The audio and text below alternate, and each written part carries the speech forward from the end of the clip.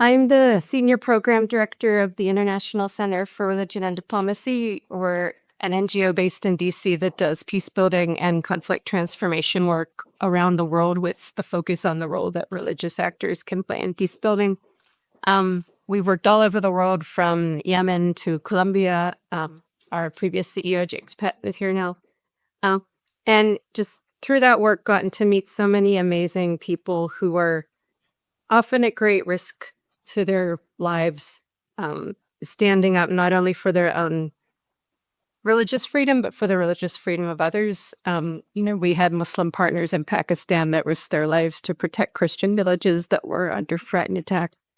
And so it's really been a great privilege to do this work. And I was just a couple weeks ago in Turkey as an international observer for the trial of about 41 young women, including teenagers, daughters, mothers, who are being put on trial for terrorism because they're allegedly part of the Gülen or the Hizmet movement.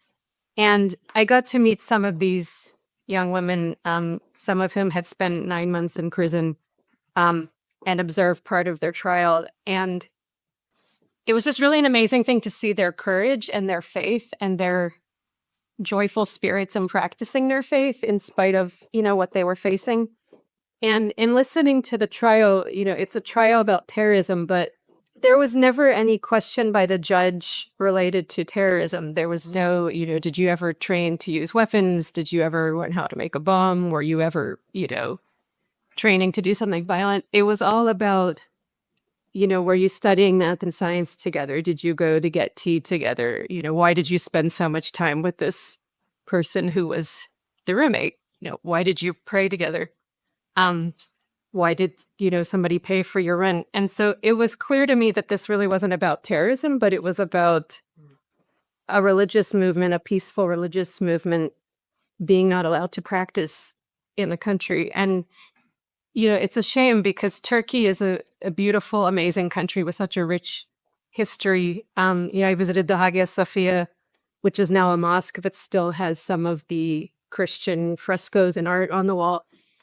And so I think there's no reason for the Turkish government to fear, these young women. They want to contribute to society freely. They're proud to be Turkish. They're proud to be Muslim. And, I asked them, are there political reasons behind this? And, some of them are teenagers and they're like, we don't know anything about the politics. We just want to pray together. We want to be with people that help us to be better Muslims, who help us not to drink or do drugs, but, to be better young women. And so I would ask the commissioner and anyone here with influence, please, to keep this case in mind. It's often called the minor girls case.